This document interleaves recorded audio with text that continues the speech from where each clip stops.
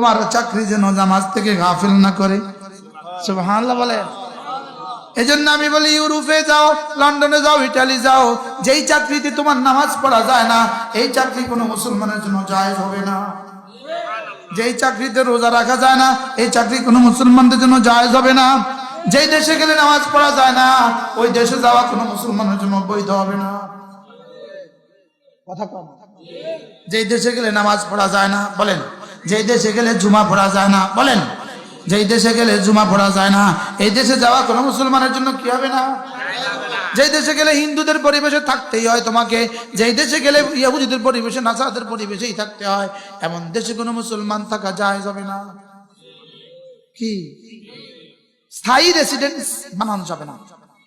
হ্যাঁ, চিকিৎসার জন্য যাবে, ঘোরার জন্য যাবে, কথা বুঝে আসছে নেই বলেন। এখন এরকম দেশ আছে না নাই? এরকম যুবক আছে না নাই?